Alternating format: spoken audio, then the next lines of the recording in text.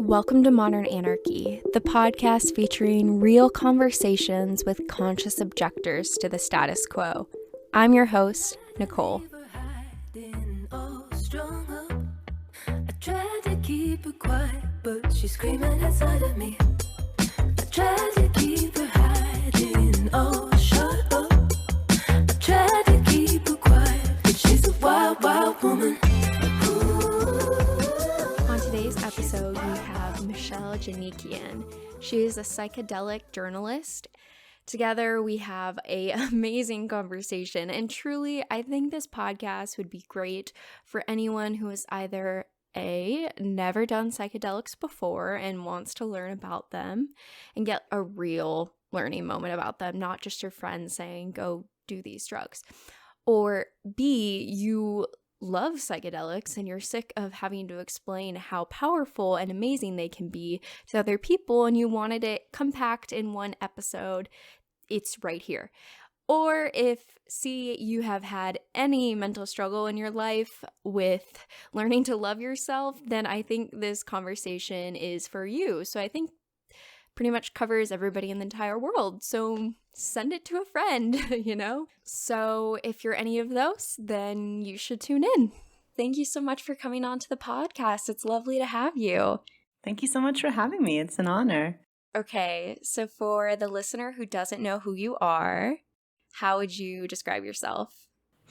Well, I'm Michelle Janikian. I am a psychedelic journalist, I guess, is maybe the easiest way to describe who I am. I wrote a book called Your Psilocybin Companion, which is a guide on basically everything, a newcomer needs to know about using magic mushrooms in a safe way. Mm-hmm. I'm also my new role is the editor of the Psychedelics Today blog, and I'm also an occasional co-host of their podcast. So nice. It's like a fun new role for me.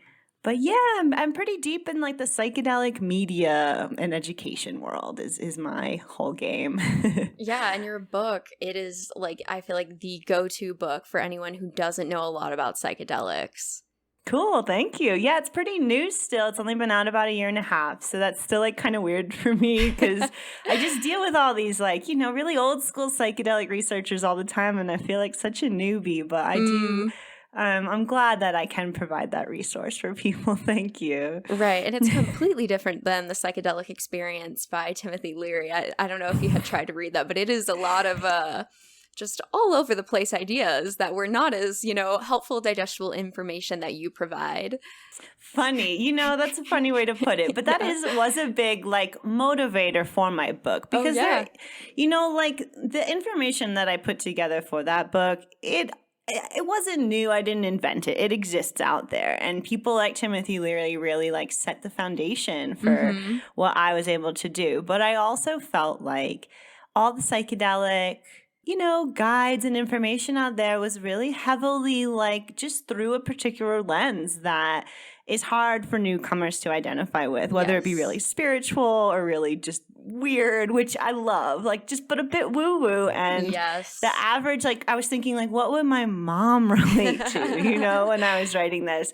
And just coming from a background, so I started actually, in journalism writing about cannabis and a lot of educational stuff. So I kind of had a feel for how this works and how people are relating to this for the first time and educating themselves and wanting to put it in language that, wasn't off-putting for newcomers that, they could relate to. And then we can get to the woo-woo, once they've had a few deep experiences, then we can introduce them to all the other weirder stuff. Basically. That's a great way to talk about it. Then they can read Timothy Leary's book and be like, yes, I understand this now. Because otherwise it is a very woo-woo headspace. So I feel like, your book is the great place to start if you don't know a lot about psychedelics and to learn more about, the actual research behind it, the basics of how much to even take, how to do a set and setting and all of that stuff. Yeah, I really, the intention was to really just keep people safe. Like a lot of other people in the psychedelic community, the intention is more like healing or spirituality, and that stuff's really important. But I didn't want to assume anything, right? I just knew that folks are going to be trying mushrooms for either like the first time since college or the first time ever, just like new rates that we haven't seen probably since like the 70s or something. And so I wanted to just, I had my own kind of like sketchy psychedelic experiences as a teenager, right? And just wanted to like help people avoid that kind of weirdness so then they won't be turned off by a psychedelic experience using it in front of like weird people that they don't really know. Like it is actually a very vulnerable and deep experience. You should prepare. It's not something to take lightly. But if you do that, take psychedelics like mushrooms in a really safe environment with someone you love that you trust, it can just be such a powerful experience. So to just like teach people don't realize that. They're like, oh, I take mushrooms at a party, it's fine. I'm like, now I would never do that. Like after what I've learned, definitely. I'm just, I don't know. Yeah, no, it's a perspective on, it's our culture's connection to the drug itself. And sometimes there is this like, oh, it's a party drug, it's sort of that. But especially when you get outside of the Western context of this drug, really, it can be such a spiritual thing. And so many other, spiritual groups and cultural practices really incorporate this in a fundamentally different way than we do as Westerners. Yeah, exactly. And I have a chapter in there exploring just like scratching the surface, to be honest, of Indigenous ceremonial mushroom use in Mexico, which still exists. It's more talking about the mushroom ceremonies that are still happening in the Mazatec community in Oaxaca, rather than exploring like some older anthropological literature or stuff, because that's often like the angle that's taken. And I was like, well, why talk about that when we can talk about what's still happening like in the mountains of Mexico? Just to give people framework. I also, there's this kind of thing happening and always has been happening in the psychedelic community where we think about, we learn about Indigenous ceremony and then we think like that's what we should do in the only way. And that's not exactly true. I think we can learn a lot from Indigenous cultures and how they've held this knowledge, but to just like straight appropriate it doesn't actually make any sense. It's not like right, especially if you're not giving back to that culture. Right. But also it might not make sense for your Western worldview in life, but they do really honor this medicine and hold it in such high regard. And so I tried to really focus on the points of their tradition that we can really like learn from just as Western American Canadians, like whatever. And it's tricky. It is really important also to learn about and to educate yourself and to learn different contexts of these really powerful medicines, essentially. Right, exactly. And for you to know, I was raised very conservative. So I was definitely, taught that all drugs are bad, not something that you should ever do. But I think I did learn a lot by acknowledging the different cultural contexts. Being taught from just this one framework that all drugs are bad, they're going to make you lose your mind, whatever, society tries to tell you through DARE and other programs. I remember. From the Reagan era. And then just kind of realizing that, wow, other people have spiritual relationships to these things. They see them as healing things. Wow, I mean, that is just complete opposite to what we're told. It's true. And so that's a big part of why I do what I do, is to try to destigmatize drug use in general. I mean, psychedelics are a big part of that, and a big part of like where the mainstream is kind of ready to destigmatize and to accept and to be like, oh, now that there's clinical trials proving that the mushroom compound psilocybin and the ecstasy compound MDMA, they're helping people through really like tough emotional conditions, and that's starting to open the mainstream up a lot. But I think cannabis really opened the door for that process. I think psychedelics are opening the door to really, ending the drug war and to start decriminalizing, destigmatizing all substance use, to understand that it's not all bad, period. Like DARE told us that there are, people who use really, what we think of as really like hard drugs in a not Right. as like a desperate addict fashion that we're told in the movies and stuff. But to keep that stigma going when people do need help, they can't ask for it because they feel like they're doing something bad, and they end up getting in dangerous situations, or they end up getting arrested, or, you know, these other types of things. And the culture is changing. It feels like really fast. It might be in my little drug world bubble, but, you know, with things like Measure 109 and 110 in Oregon, which just passed, which just 110 is the measure that decriminalized small amounts of all drugs, like heroin, meth included. And Measure 109 legalized psilocybin-assisted therapy in Oregon. So, you know, it's starting in a really progressive state, but I do think that it's like a first step in maybe countrywide, you know, a process of really reconsidering the drug war and how, like, what role drugs have in our culture. Right. Yeah, because psilocybin is scheduled as a Schedule 1 drug. Yeah. Yeah. With no medical value, right? Do you have any thoughts on that? Yes. As a matter of fact, I might. I mean, it's, you know, so is cannabis, though, right? And that's so ridiculous because now more than like half of the states have legalized cannabis in some form, medical or adult use.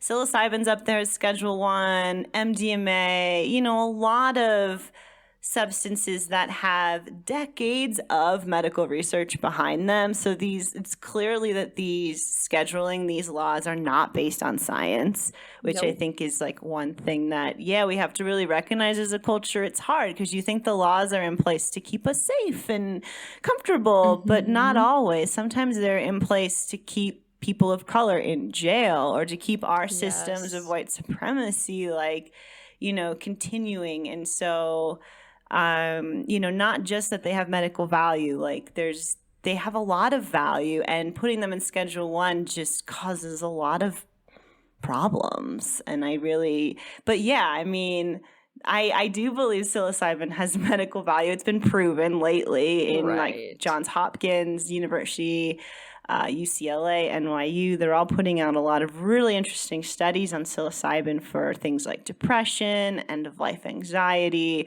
There's a whole bunch of new ones in the works, like OCD, eating disorders, Alzheimer's. So exciting. Yeah, it's really exciting stuff. So I do hope that, you know, it could change. I don't know, though. I don't have a lot of hope that it'll happen super soon. But I think eventually, it's like a process. Cannabis took like 20 years to get where we're at, about 25 years. So, you know, to think that it'll happen just in the Biden administration, I think is kind of wishful thinking. But I think that it could happen in like half the time cannabis did. And like 10 years from now, we might have like a lot of different options when it comes to mental health. There could be clinics where you could go get psychedelic therapy. I just hope that at the same time, psychedelics are also decriminalized, possibly even legalized and regulated. So people have options on how they want to use this. You know, maybe they do want to use it with a doctor for a condition, but there's other uses. There's spiritual use, there's personal growth use. And when we fit it into like a tight little box of like the clinical, this is only okay if you do it for $10,000 with a doctor and all, it's going to be really expensive. So that's already like not accessible to most. So that's kind of where the fight has gone. It's gone from like, okay, clearly we're going to move forward somehow, but like, how is it? And how will it be fair and accessible to everyone? And that's kind of where brings us to the current day of like what I do every day in my job is trying to, you know, open people's minds up to more options than just what the mainstream narrative is saying, what's okay now. It's like, you know, and which is, you know, this like, oh, well, it's safe in the clinical way. But I really do believe that if we educate folks on how to do this safely, that we should open it up to, you know, adults, you know, maybe 21 and older, be able to purchase psychedelics, maybe at like a special kind of dispensary like we have for cannabis. With education involved, and, you know, so everything's tested, it's medical grade, there's no chance you're getting some other weird novel compound instead of LSD or something like this. Yeah, I could just go on for ages. Go on for hours.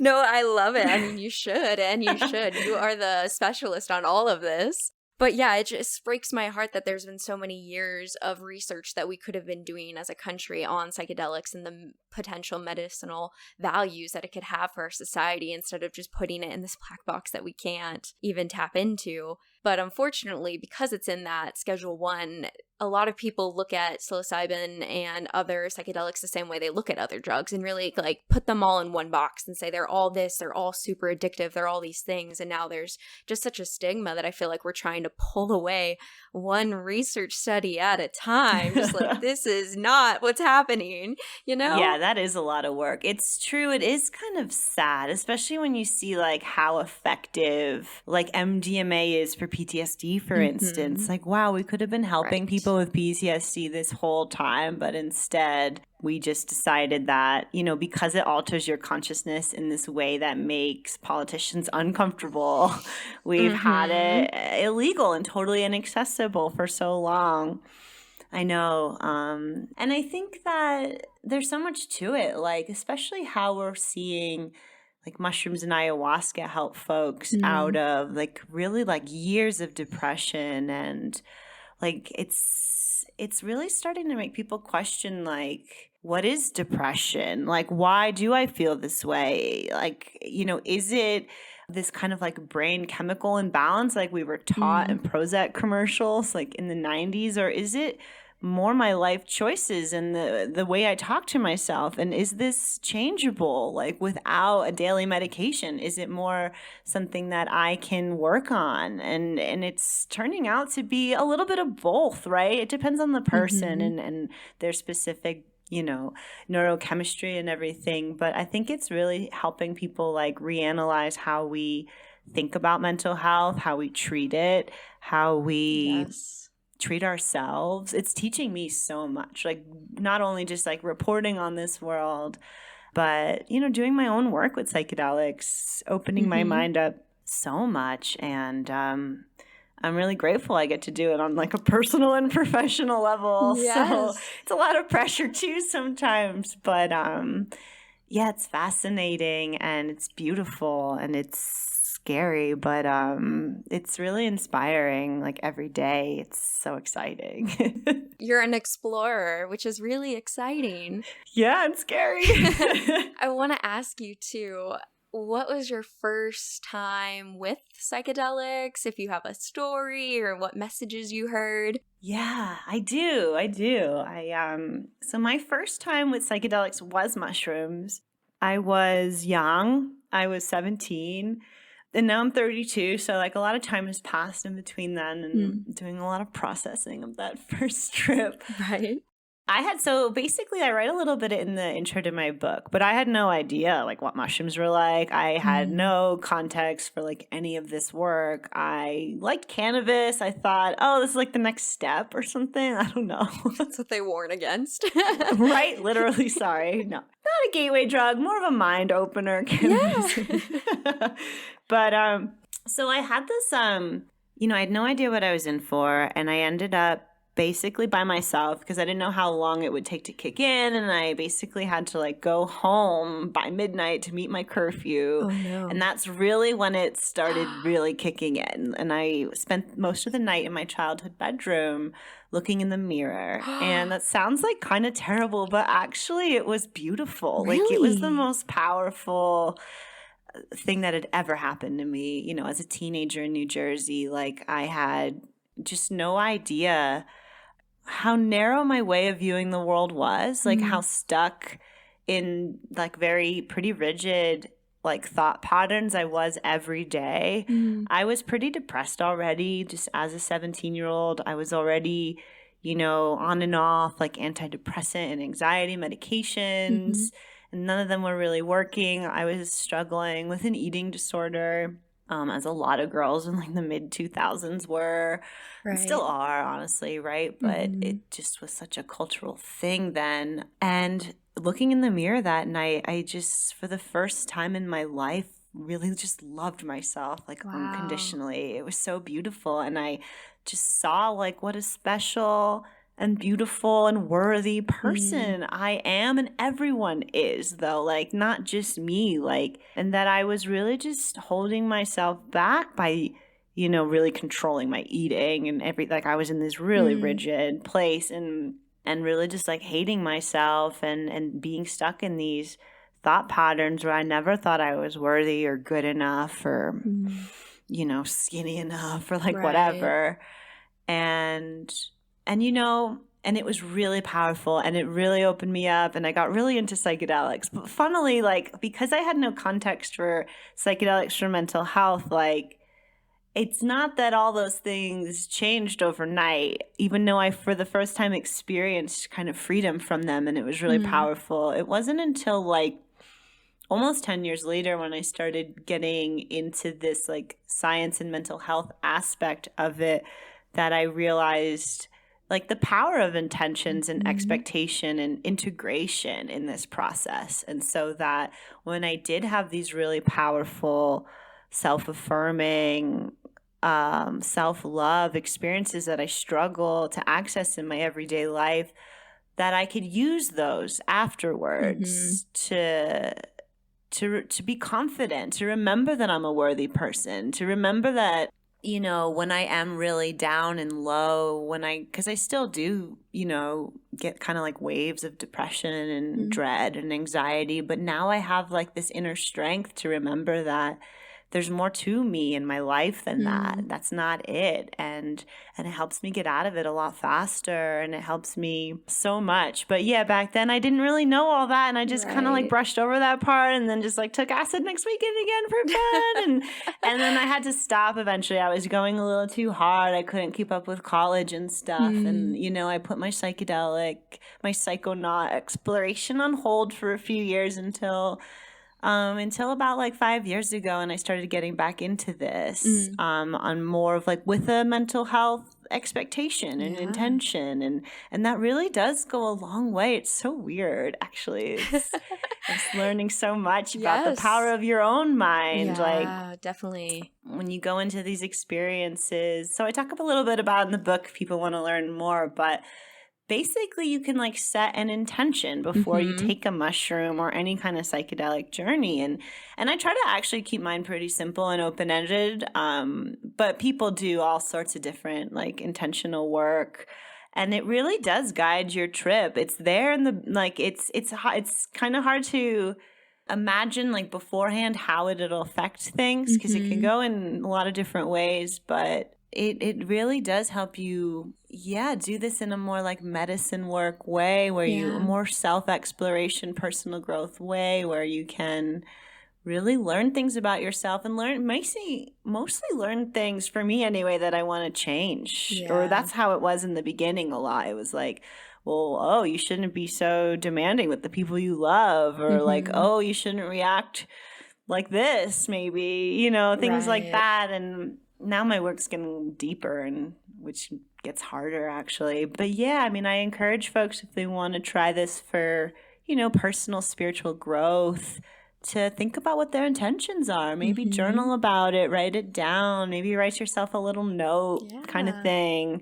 And that can really help you have a trip that, or, you know, a journey that teaches you something that helps you maybe be a better person, if that's what you're looking for. Right. I feel like it gives this objective sense to your subjective experience. You're able to kind of see your thoughts, look at them from almost an outsider perspective. I wouldn't say it feels out of body, but just more this bigger perspective that, you know, my subjective experience really isn't the only thing that exists in the world, which is so powerful.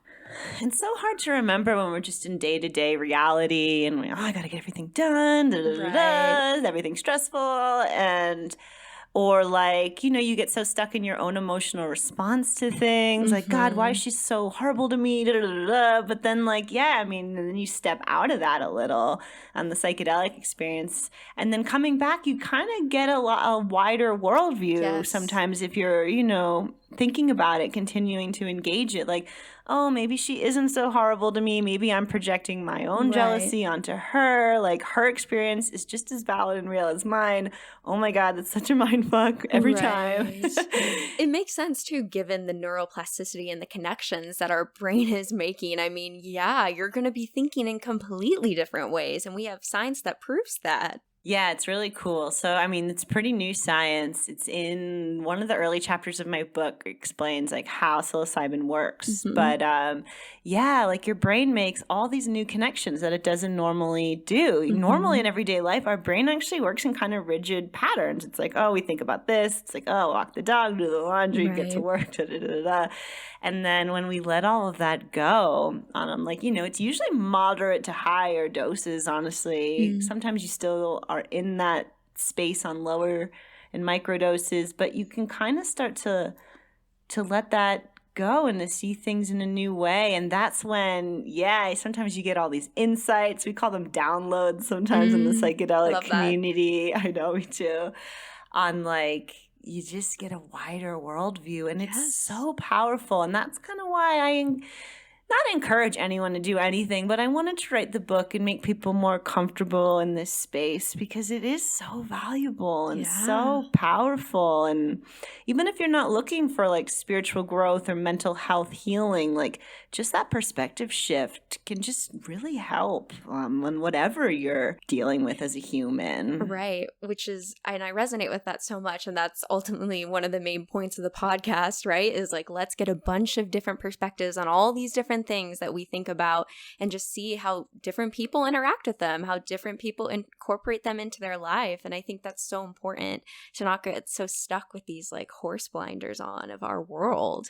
I love that. No, it's so true. I love it. It's a great podcast. It's a great reason to be having these conversations, right? Just open people up just a wee bit. You don't have to go too far. Exactly.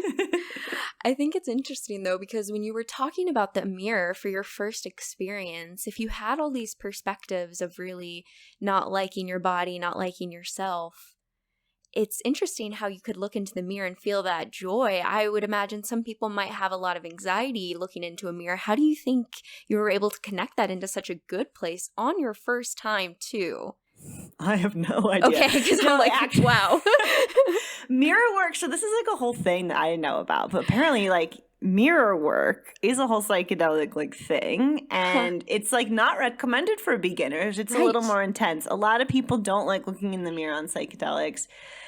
But I love to be like, well, why? Like, you know, I think, like, I get it. Like, you know, you see the ugliest parts of yourself maybe, or your face starts to change and it's really scary. And you can kind of start like, you know, when the visuals are really taking hold, sometimes your mind, or maybe it's your spirit guide, I'm not definitive, but can change the way things look, and it can be scary. People can turn into like really scary things, right? And and so I do understand. I don't recommend it maybe for everyone, but it wasn't all easy. I think there was like a lot of crying involved. I don't think it was like I immediately looked in the mirror and loved myself. It was like I literally had nothing else to do. I had music on and a big like mirror in my bedroom. And I just started to explore. And I guess that's how I went inward. Now we tell people, oh, if you want to go inward, maybe try an eye mask and headphones and like see what happens. But like I just stared at my own face. Wow. And I went really deep. And yeah, I know that's maybe a little weird, but it's just what ended up happening. And it was really challenging. But then it ended up kind of like when I just like accepted it or something. And then I got to this other side of it where it was like, oh my God, why do I do this to myself? Yeah. It's all like, like all my negative self-talk and all of my depression and anxiety was really originated in me and in how I treated myself. And then it was more in later trips that I really realized that I have the choice to participate in that or not. And it's hard to integrate. It's hard not to beat myself up, but remembering that I have that choice has really, really just made a lot of space in my everyday life to to stop those thoughts in their tracks, you know, Right. and to start to change the way my brain is working, you know, and to not like not only not engage but not indulge all of the Mm-hmm. negative self-talk. It still exists, and then it's kind of like I'm also learning how to Exactly. meditate at the same time, right? And so like in meditation I'm learning like, you know, my thoughts are still there and you don't have to like try to cancel them or turn them off. You just Yes. kind of like accept that they're there but don't engage them and kind of try to let them go. Mm-hmm. And they're very related processes. And so yeah, I mean, if you do want to go deep on this work, having other skills like that or having other Yes. practices, they really can go hand in hand. For me, it's been learning how to meditate, but for a lot of people, like, you know, maybe their yoga practice, getting in touch with their Mm-hmm. body, or there's lots of other practices that are really great complements to this work that I just encourage folks to explore. It doesn't mean you have to meditate or you're doing psychedelics wrong, right? But like Yes. whatever speaks to you. Yeah, if you want to take your work deeper, like these other practices can really help. Definitely. Yeah, I'm glad because I feel like that situation for you is either going to be a 50-50 chance of you really loving yourself or really hating yourself. And I'm glad it came out on the positive side. It's amazing. Yeah, I know. No, it's interesting. I know it's such a weird story, like, or like experience to, and everyone always asks me about my first trip, and I'm like, How did it? no, like, yeah, because it was, but I was lucky, or Yeah. or Or maybe I strong. had it in me. Yeah, Yeah. I guess, right? Maybe luck has nothing to do with it, Yeah, but let's call it strength. yeah, it's, you know, and it's not an easy fix. Like, I don't want to use the word resent, but you know, being in the psychedelic space and you hear a lot of stories of people being like, oh, I was completely healed. I no longer was a terrible person. And like, it wasn't so cut and dry. It isn't so cut and dry for me. It's a lot of work. It's a lot of work every day, but it's so worth it. Like to have this new type of life where I am self-reflective. And I don't know, I'm just trying to do my best, without, I don't know, getting so bogged down Yeah. in what other people think or Yep. what the expectations that I thought society had for me that were actually just like kind of delusional and all in my head, Right. to let them go and to just be the best person that I can be. It's hard every day, but it's really rewarding work. Where when I was on, you know, mood stabilizing medication for like a decade,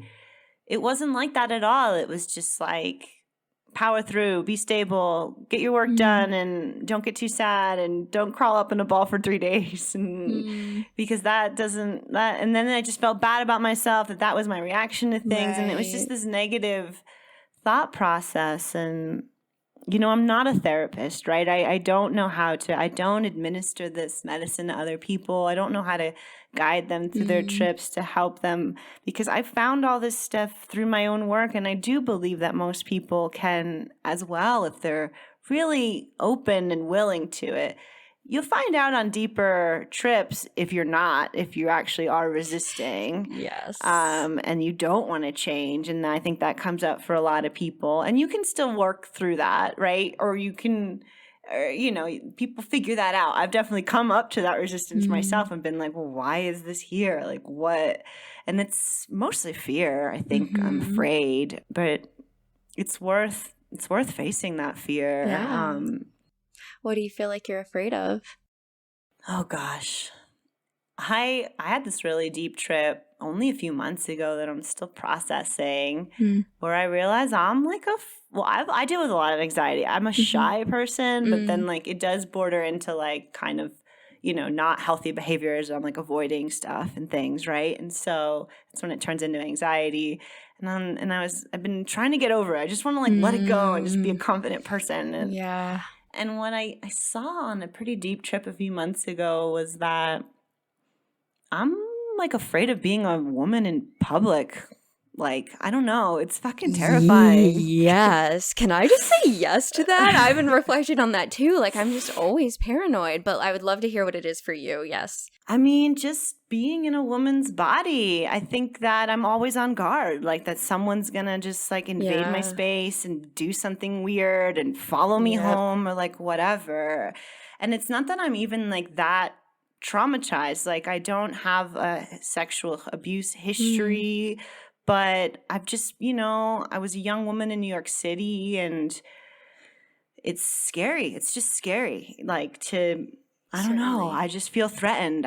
And I still do. I feel threatened all the time. And I hold myself so tightly because I just don't want anything bad to happen, because I guess we're raised that like, show too much leg or tit or whatever, bad shit's going to happen to you and you deserve it or something. Like, and it's this culture that we raise our young women in that's so unhealthy, and that I've internalized so deeply, and that I'm trying to unlearn. I've just only seen that it exists. So unlearning is like the next step. But right. Well, it's so tricky because I mean, there's a reality that women, have violence enacted upon them, and so you need to be prepared, but equally then it does create this different headspace of just existing in the world with this baseline level of fear. But it's interesting though, because in your book you talk a lot, and I love this a lot. Before I even read your book for this podcast, I really connected to this word surrender, and I really love that. And then you talk a lot about in the book the process of surrendering, and I personally have taken that actually to this fear just in my own journey of just like, wow, there is this level of danger that is present, but at the same time I'm going to do my best, but I cannot stop that danger from just existing. I'm going to surrender to it and let go, as scary as that feels, and trust that most of humanity is good, and that if I do get that rare occurrence, that I will confront it when it's there, and I can't prevent it by stressing.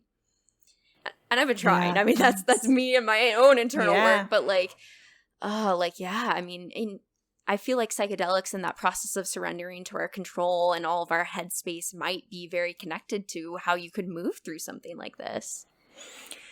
It definitely is. I'm still trying to figure it out, right? But no, I love that. That's beautiful. That's really insightful. And it's true. Like, and surrendering on the medicine is different than surrendering maybe in public, right? Because, our brains, I mean, we're mammals, right? Like, they work like this to keep us safe, because that's like our main internal prerogative is stay alive. Right. And so it's there for a reason, but I think in the human mind, it gets like pathological, and it goes too far, and to catch it, like, what's a safe balance, right? For me to keep my guard up for a level to keep myself safe, but to not take it overboard where I'm like afraid to go out after dark or these kinds of things. So definitely. I don't know. It's complicated. I know. I don't have the answer to that either. Because like, I mean, I try to do my best, and then I'm trying to learn to let it go. Because it's like, it's a balancing act. Yeah, exactly. Yeah, take the safety that you can and then let go of the things that you can't control, I guess is what I'm trying to tell myself, which I have baseline anxiety as well. So this is something that is an ongoing process. And like you said, it's not something that ever just goes away. It is something that we learn to deal with on a different, relationship than potentially before, which was like the negative self-talk. And I resonate with a lot of that. Yeah, it's not something you can just like flip a switch. Oh my God, I forget the expression. And turn off. Flip a switch. Switch and turn off, right? And I guess, when we think about taking a medicine for something like, I have a headache. I'll take an Advil. It'll go away. I can move on. But with mental health stuff, it's not always going to be like that. Like, yes, there are some medicines that like, I'm having a panic attack. This pill can stop it. Yeah. But I live in a constant state of worry. Like, you have to kind of dig a little deeper to be like, why? And, and then what, maybe not all of that is serving you. Maybe some of it is, but like that there's more to it than that, I suppose. It's deep work. It's hard work. And I think it's part of why I get a little like, not confused, but like, when the narrative in the mainstream around psychedelics is that it'll like cure all your mental health problems, one trip, move on, I'm like, ooh, actually, like it's deeper than that, because if people are expecting a pill to just turn their depression and anxiety off, they're not going to find that, right? It's going to be actually really hard work. You're going to maybe see like parts of why you're depressed and anxious. And then and you can experience maybe for the first time, like self-love and confidence and not being anxious. But how do you take that experience and these realizations and into your everyday life? And that's like actually really hard work. Like we're talking about all these things that we're thinking about, we're trying to process, and like the balancing act. And I guess I feel like that needs to be talked about more, because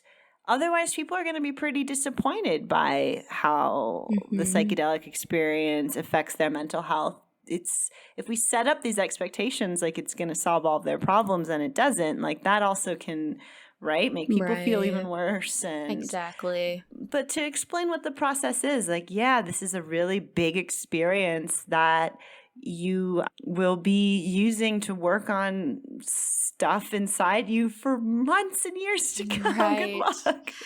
But people don't want to hear that, especially if they're going to pay so much money for these guided psychedelic experiences, which is really why I hope that, like I was saying in the beginning of the podcast, I do hope that psychedelic therapy is legalized, but I also hope that we have access to psychedelics legally so that we can be doing our ongoing work every few months, as it feels right to us, and to live this new way where we don't expect one experience to change us forever, but we, expect one experience to just give us a lot of information that then we can like continue to mine and use and process forever, basically. Right.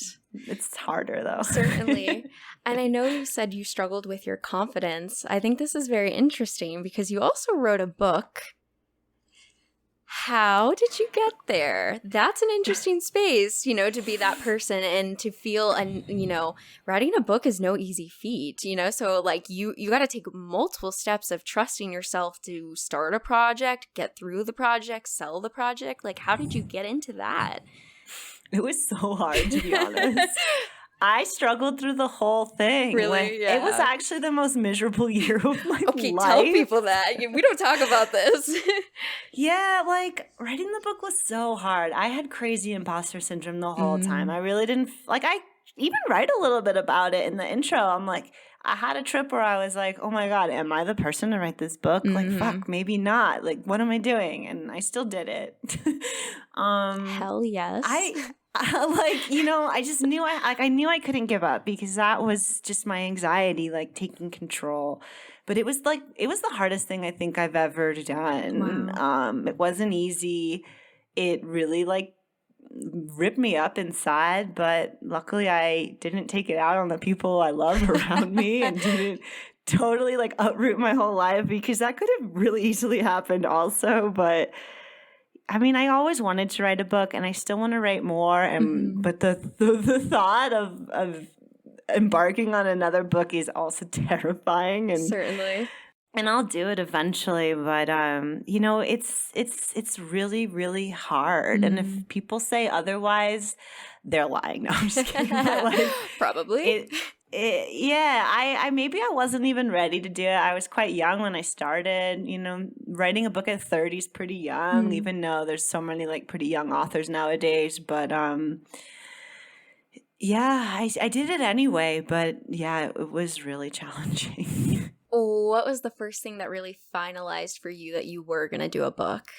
Was it telling someone? Was it something internally? You're like, I'm doing this and I don't have to tell anybody? Or how did you take that first step to say, this is happening? Yeah. Well, for this book particularly, I got an offer pretty fast. So I got a book contract before I started writing it. And so I signed a contract. Now you're locked with in. a deadline on it. And it was I got to really do this. There was legal obligations. Yes. So, but even in the process of negotiating the contract, it felt so unreal. And I'd tell my family and my friends, and it would feel a little bit more real. But then once I was really in it and researching it, and I remember like when I finished the first draft, I think my partner and I like bought a bottle of like Prosecco or something, like cheap champagne, like not actual champagne. This is sparkling white wine. Yes. And it was like that was like a really powerful experience. Also, you know, in the research for the book, I went to a mushroom retreat. And I write about it, and I wanted to do like a guided ceremonial experience to try to see what the difference was, because I was very used to just using psychedelics at home with friends, you know, low-key camping kind of thing, and to see if it was different. And, you know, in ceremony, it was really powerful. It's not that different, but it was... if people are curious, like, try it. It's really beautiful. And in those ceremonies and being in that group and in the retreat and talking about it with like the 15 other people there with me, that made it pretty real too. And my first trip on that retreat, I just like cried, actually. I think that was when it was really real. I just like, I could barely handle it. Like I felt just so much emotion about it and just like cried for like 5 hours. Wow. I had such a headache the next day. Of course, like you're from like dehydrated. it was it was basically that. And I had this really great facilitator who's now a friend of mine, and she just like sat there next to me, but she'd go off and, you know, attend to some other folks, but she just sat with me and brought me new tissues and collected my old dirty ones, which now I'm like, that's not sanitary. And just held that space for me to go through that and to process that. And then it was 3 ceremonies in the course of a week. And so by the third ceremony, I really switched gears and felt like really empowered and like really like, this is my path. Like I'm meant to do this, and I'm meant to share mushrooms with thousands of people. And it was really terrifying. Part of, I think, my tears was, and I was going through a lot of like a lot of my self-hate was bubbling up, and it was like, shit, am I encouraging people to take this substance that's going to make them hate themselves even more? And like, where was that mystical experience I had as a 17-year-old? Like, all I want is that self-love feeling. Where is it? It's not here. Maybe that wasn't real. But then I found it again in my third ceremony. It wasn't until I was like really comfortable with my set and setting, like everyone around me, I like started to really open up to them and like them. And instead of my first night there where I was like, what am I doing with my life? So, and then I found that place again, and it was so mystical and powerful. And that's when it was like, well, fuck yeah, I'm meant to do this. Yeah. I'm going to do this. I think it's going to really make an impact on a lot of people. And even if I hate myself through the whole process, I'm going to do it anyway. And I did. Hell yes. I think it's important to normalize that space where you're like, am I doing this? Am I doing this? Like, okay, I'm why doing am this. I doing like, this? I'm going to jump, I guess. I don't know. Yeah, totally. Like, it's hard, and, you know, like, other experts in the field or in all fields, you know, I'm not like I don't have a PhD. I didn't go to grad school. Like, I don't have some of these privileges, like, you know, like men have. I don't have male confidence. Like, I don't know. That's probably not even real. No, it is. But just like, you know, I don't know. I felt like who am I to freaking do this? Yes. But I was able to, and I think that we all can. We just, or we hold ourselves back. Because we're taught that maybe we should just be like really little small things that don't make a big ruckus, but like fucking go out there and make a ruckus. I've been doing it these past 2 years. It's scary like every day, and I go back and forth of whether or not I really should be doing it, but I know I'm making a difference because people are reaching out to me and telling me, and I'm forming community here in the psychedelic space and beyond, and it's so powerful to meet other people who are on the same page, who've gone through a similar thing, and everyone's capable of it. Like, it's not just me. It's not just the people you see on Instagram with so many followers or like whatever, you know, things we put on ourselves, like, oh, well, that's the measure of success. Like, we're all capable. And it's it's a hard one to integrate. But I've been just trying to remind people that if I could do it, you could do it. Right. Yeah. Do you have any specific advice? Because I think people might be listening to this. Here's this woman telling me I can do anything I want. And they're going to be like, I still don't believe her. Like, you know what I mean? Like, what advice do we give to people to even start taking those?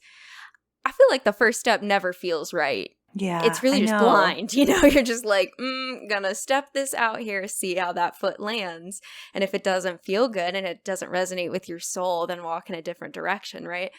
At least from the outside looking at you, this seems like something that really lights you up and you get very passionate about it and connected to it. And I'm sure that inner connection to your values really resonated with you, and it kind of gives you this, I don't know, calling, if that's what we want to call it, but something that resonates in your bones so much so that it just feels like you can't walk any other direction. Yeah. I guess like a lot of my research for the book was like learning and to educate people on to like kind of trust their gut. It sounds kind of like weird and obvious. Yeah.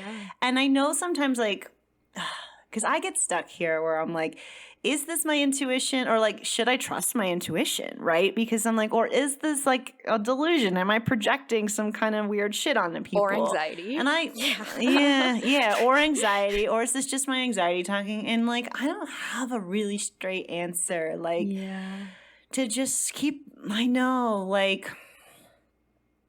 you got to be really open with yourself and like willing to look at the ugly stuff too, and not just the good stuff. Like, I think the reason I've gotten to this place is because I'm also really open to dealing with all my shit and nasty, mucky, gray horribleness.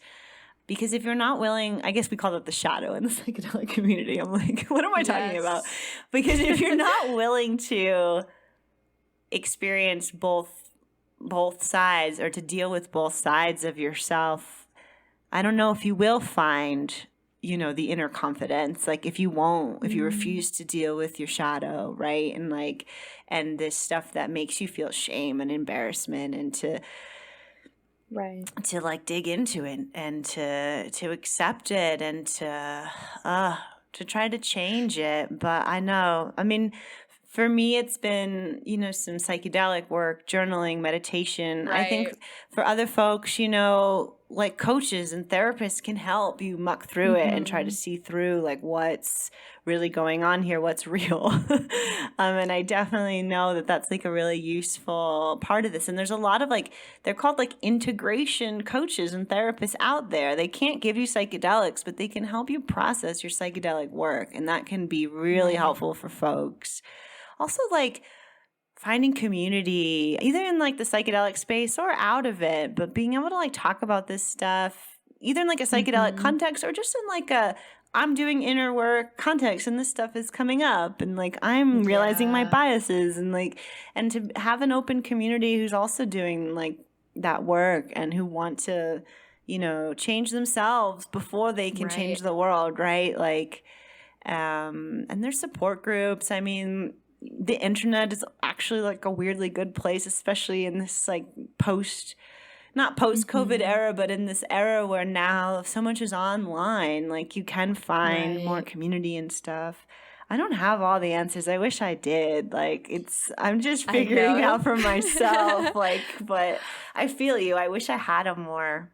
Maybe I will in a few years. We'll just have to have another podcast and like. I mean, also, you just gave a bunch of different beautiful things for people to try. Okay. So I think you know more than you know. And like, you're creating a book, you're creating this space, you're doing so many big things that I'm sure even other people who might hear your story right now would resonate with you in that same level of imposter syndrome. And you're becoming I think mentors don't understand how big they can be sometimes, and you are a big mentor within the psychedelic community, and to hear you talk so vulnerably about all of these things takes a level of strength that I really appreciate. It's really kind. No, thank you. I do forget. I still get stuck in my own head, obviously. Yes, that's what I'm saying. Like, recognize how big you are. Like, yes, I was so excited to have you. Cool. And everyone that I talked to about bringing you on the show was, oh, she's a sweetheart. She's this, she's that. Like, everyone loves you. Yes. So thank you. And I'm going to put that one in my pocket for later. Thanks. yes. No, seriously. I really don't. I mean, we're all humans. And I think what ends up happening is we get into these spaces where we continue to lead. And then you just kind of forget to look back at all of our journey and like what you've done. And making a book like this that now has been spread and is teaching so many people. And like you talked about how you didn't have a graduate degree or all these pieces, but now you're able to talk to a whole group of people because you didn't get into that insular community that only chats with itself sometimes. Then now you're able to bring this information to a wider group of people. And we need someone like you to do that because right now it's just the internet, which is great. But I get it. Yeah, no, I try. I know. Yeah, I am trying to be almost like a voice of reason out here because the psychedelic community can be like, not that it's unreasonable, but like, I don't know, it can be hard to like relate to, like I was talking about in the beginning and my intentions in writing the book. And like, I am just like a real person. I'm not totally healed. I'm not, that special. But I'm just out here like doing my best. And I do want to be a source of inspiration for people to do that as well, because I don't think that there are a lot of role models out there showing us like, if you're not born like super talented or super rich or like, there's all these like barriers of entry and barriers to like who can be successful and who can be a leader. And I think that's all bullshit. And that everyone's a leader to someone. You just have to find out who that is.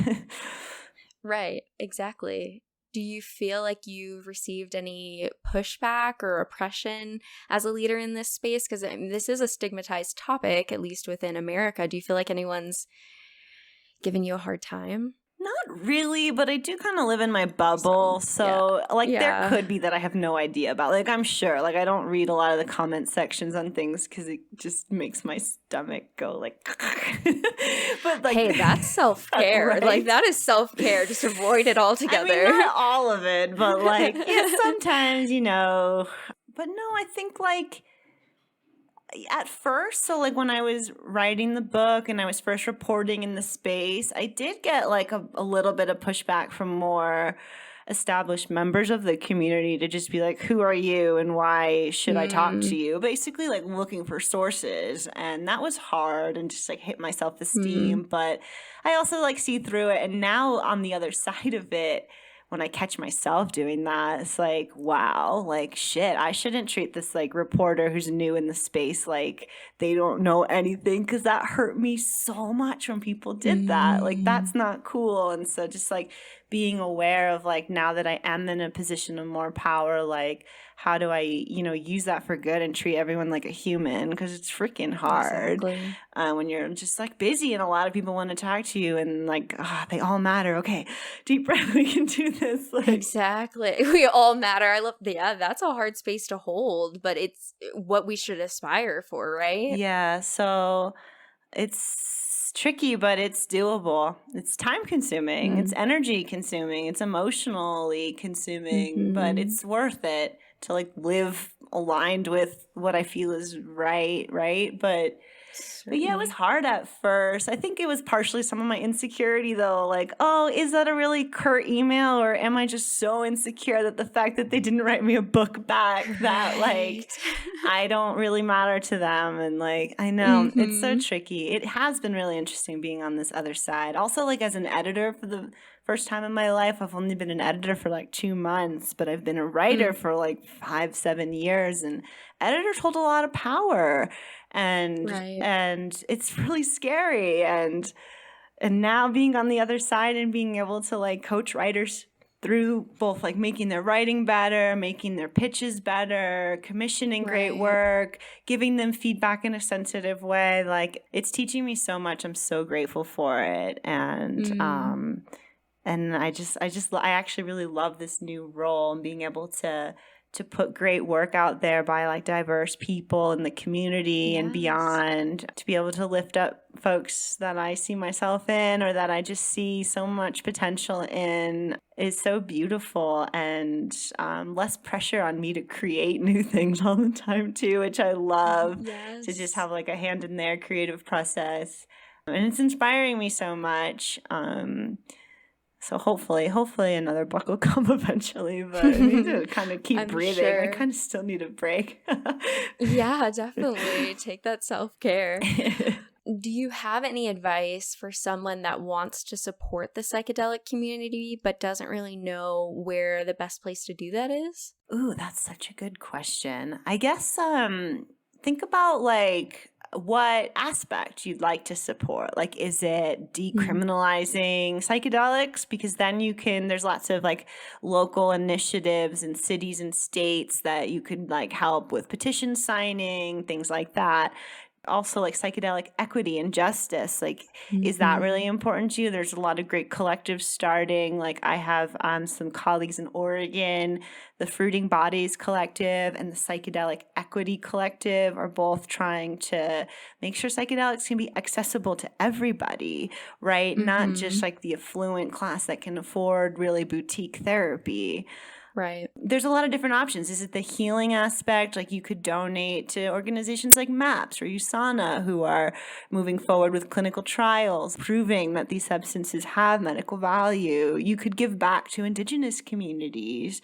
Right. A source of mine in Oaxaca and the Mazatec community has started a charity basically. So you can give back to the communities that held this knowledge. You could donate to, it's called Esperanza Mazateca. They have a website, esperanzamazateca.com. There's also, or organizations that give back to like the peyote communities, the ayahuasca communities. So I guess, there's a lot of different ways. It depends on how you want to do it. You can also just start in your families by like just talking about this stuff openly, right? And just trying to chip away at the stigma, like one conversation with your, aunts and uncles or parents at a time. Yeah, I mean, I'm making this podcast, right? I literally called my mom up, who is conservative Mormon, and I was just like, Mom, I'm interviewing this person about psychedelics. Why have you not tried them? And what do you need to hear so that you would? She's just... We had an interesting conversation, but I think it could be a lot of the things that you imagine of, that you would go crazy or that you would lose your mind or that you were uncontrollable. And it was very interesting to actually have this conversation with her this morning because all of the things she said, like, oh, it's addictive. We talked about that on the podcast. It's not. And, that's lumping all these other drugs together, or it's uncontrollable.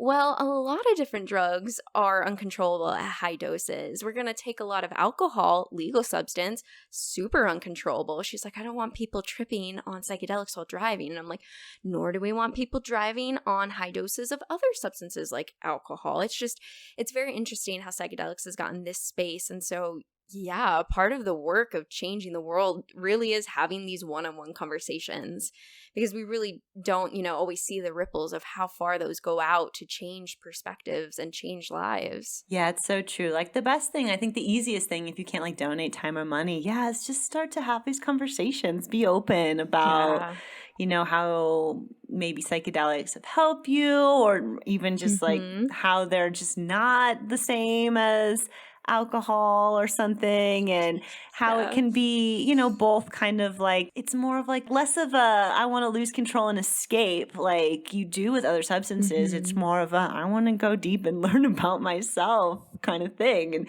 once you start putting it in that way, people do get a little, they're like, oh, wait, what? Like, it's not this thing that I thought, like from the movies or all the propaganda like from the 80s and 90s was really intense. Like, this is your brain on drugs. It's a fried egg in a pan. Like, what? Yeah. And now we have all these brain scans to show like, oh, well, actually, your limbic system is talking more to like this and da-da-da-da. And it's like actually maybe good for your brain. Maybe it's creating neurogenesis and neuroplasticity, like rather than killing brain cells. Like it doesn't do that actually at all. It might actually help them grow. It's crazy. Exactly.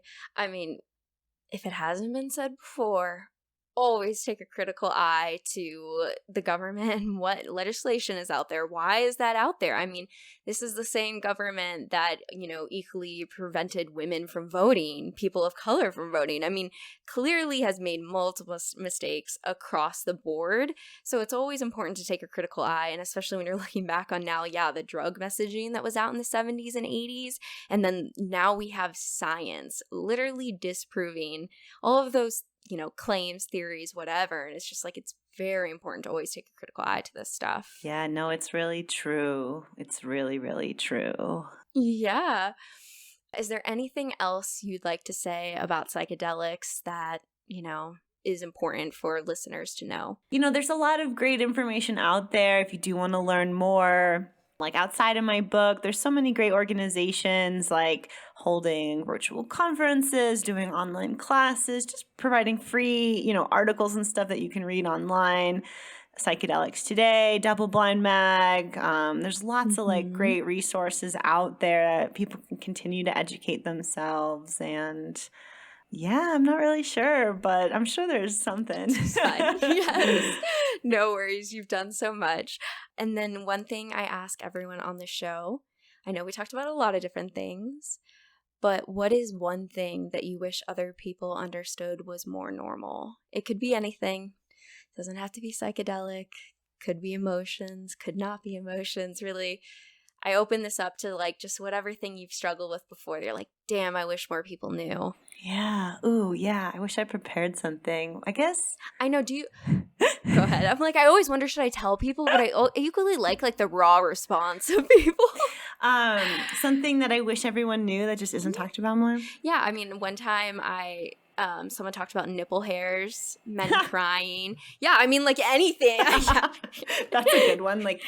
Women have them. Yeah, exactly. I think, I guess for me and my whole goal is normal people use drugs, all kinds of drugs. We smoke cannabis, we take mushrooms. Some people, they use heroin, they use other drugs, and it's not all zero or addict, and it's not all good or bad. Sometimes there's a lot of gray. Sometimes it's both self-medicating and relaxing, and that's okay, and it's just what that person needs. Or maybe that's not the most healthy way, but they're not a criminal, right? And maybe they just need another outlet to learn how to process their trauma or their angst or their depression instead of, using a substance. But I think that I just, wish people knew that, there are normal functioning people using illegal substances all the time, and they really just should be legalized, because it'll just save so many lives, both from death and overdose, from going to jail, from growing up without a parent. There's just so many ways that ending the drug war can benefit our society, and that realizing that drugs aren't that all bad. There's a lot of good there too. Yeah. I'm yes. Preach, please, louder. Have you seen Hamilton's Pharmacopoeia? Yeah, I'm a big Hamilton fan. He's great. Have you read Dr. Carl Hart's new book, Drug Use for Grown-Ups? No, I will write that down now. He's great. He's a professor at Columbia and a drug researcher over 25 years, and just has such a great perspective on this stuff. Way more nuanced than mine. I suggest everyone read that book. It's great. Yeah, definitely. Is it the same kind of thing like Hamilton, where he kind of breaks down the history of the different drugs and talks about how it's not all black or white? Yeah, it's pretty similar. And, he grew up in a pretty Dr. Carl Hart grew up in a pretty crack-ridden neighborhood in Miami, and grew up thinking one thing, and then through his research as a PhD and a postdoc and a professor, realizing actually it's another. And, not too many spoilers, but it's a really great read. Enough of a cliffhanger for everyone. Go check it out. Yeah, this has been really lovely. Is there anywhere that you would like to plug for people to find you, your book? I do have a website. My name is MichelleJanikian.com. A lot of my work is on there. You can buy my book on there. My book's also available on all the sites, all the bookstores. You can even you try to order it at your library and they'll buy a copy, so check out Your Psilocybin Mushroom Companion. And I've been editing the blog at Psychedelics Today, putting out a really cool content there. That's psychedelicstoday.com. And I'm on their Friday podcast every week if you want to hear me talk more. That's Solidarity Fridays. Yes. Yeah. Perfect. Well, thank you so much. It was so lovely to have you. Yeah, you too. Thank you so much for having me. It was such a pleasure. I really enjoyed it. If you enjoyed today's conversation, then subscribe for new episodes released every Wednesday, and follow us on Instagram at Modern Anarchy Podcast, where we open up a dialogue about all of these topics. Otherwise, I'll see you next week. And a special thanks to one of my favorite artists, Your Smith, for the intro and outro song to this show.